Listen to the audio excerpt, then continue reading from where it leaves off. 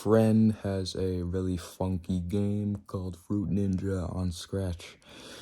He sent me the file of it because I forced him to. And if I completely rewire his game without creating a new project and make it a lot better, I will get $5. He told me this today. Then I said that if I would do it on the first day, I would get $10 instead of 5. So we're gonna try to do that right now. So I renamed this to my friends Fruit Ninja. I look at the project, it is really jank. Here's me testing it. Actually, no, I just go straight into it. God damn. My first plan was to create a trail for every single blade skin. Here's the default trail. It's just gonna look like a little smear, okay? After that, we're gonna get into the much cooler stuff, but for the trails, we're done once I get the coding done for the default trail. And that's just for the trails. We're gonna get into much more interesting stuff once I get some other stuff done. And this is that other stuff. We're going to make the mouse speed variables. This is going to be really helpful. So it's going to calculate the speed, and if it should slice at a fruit or not. If the mouse is touching that fruit, it's going to measure its speed, and if it's moving fast enough, it's going to slice right through it. That's really cool, alright, but we need to code that in the fruit. I'm just testing out the speed here. It's looking pretty good. A lot of the things here use a when this sprite is clicked hat block, and I really hate sprite clicked hat blocks or anything other than event received or green flag clicked or when I start as a clone, that stuff. Any other thing I despise as a hat block. Now we are making the coding for the watermelon, and we're just gonna copy the code into every single other fruit.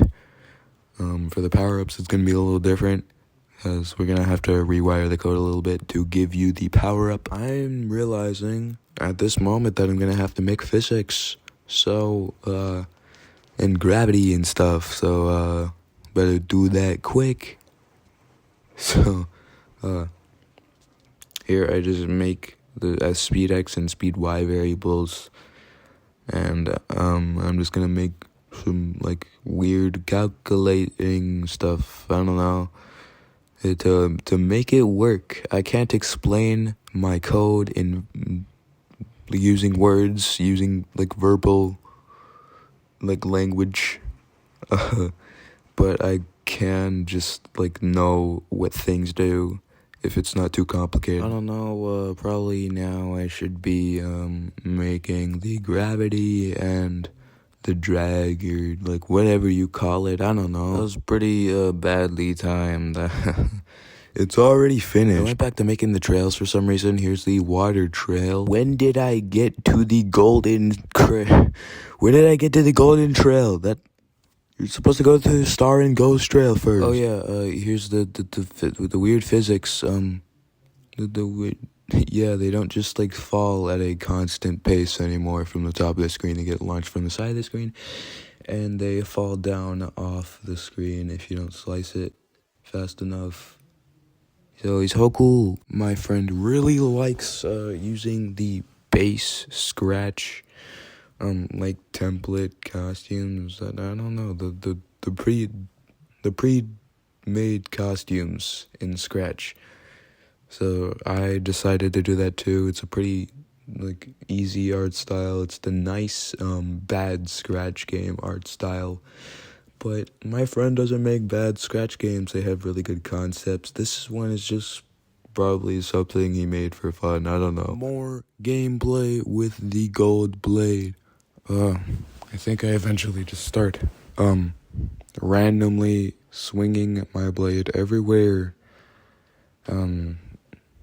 Yeah, that's It's not the optimal strategy here, but it's also pretty efficient. I would say so myself. I don't know why, but I decided to add a face cam up there. I don't know. I'm just having fun with this. I don't know when I started this, so I'm making these slice animations now. Don't mind the noises in the background. I am getting my clothes for a shower. This is currently the star slice. I'm making it right now.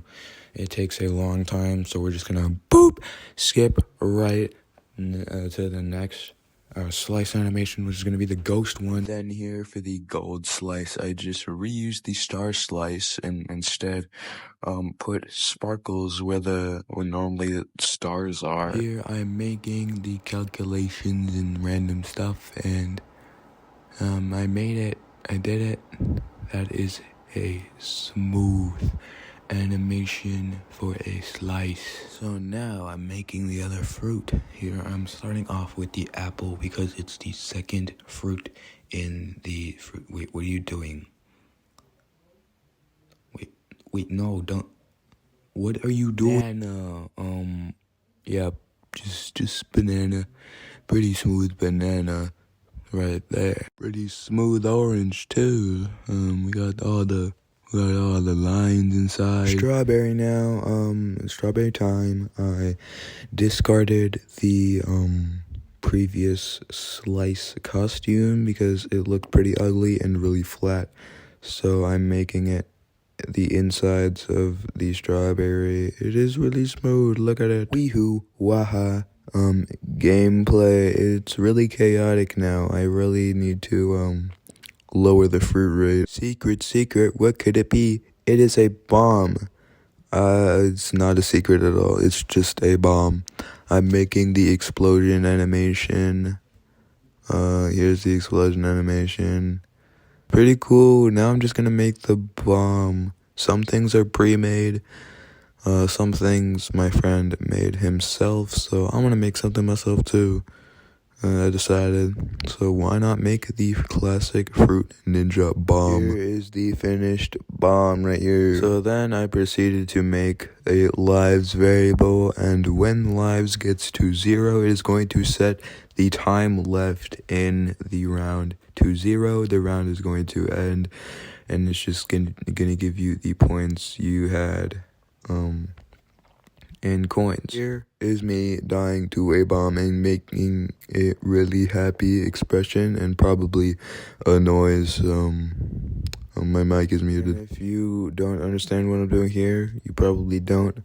I'm making there's two sprites for UI. Why couldn't you just make them one sprite? We may never know.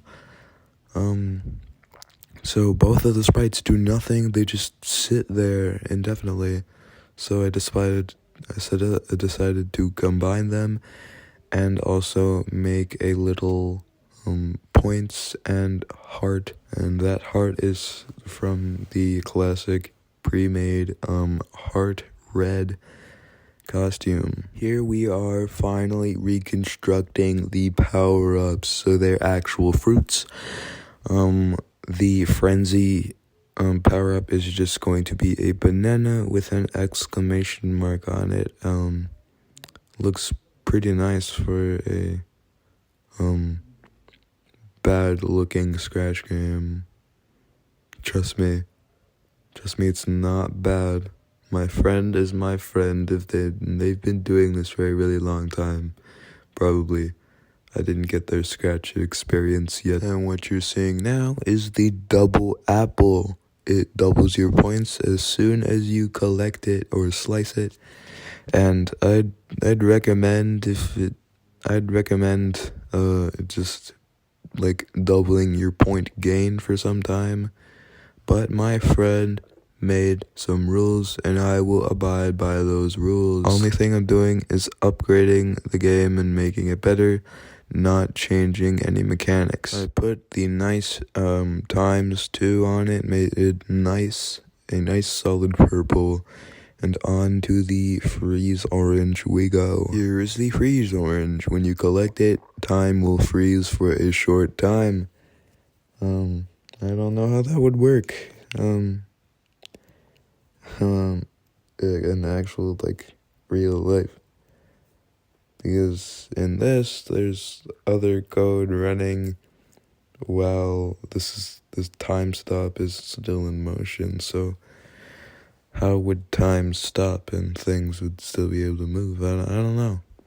So, put a nice little F on it, turn it blue. Yeah, and that's it. The things, it doesn't freeze. It only freezes your time left in the round. It keeps the movement of fruits, your ability to slice and move your mouse the same. Here is some gameplay. I realized that I need to talk here to keep you here, because you guys have the attention spans of fish. I'm not lying. Now I'm going to lock them behind certain paywalls or something like that. You need to buy these skins now. They don't do anything, they're just cosmetic. And that's about it. You don't need to be bored with the explanation on how I did it. It's just if you have enough money, you get the item and you lose the money. That's it. Here's a reset data button. If you click this button at all, it will reset your coins and lock the 4 skins for your blade that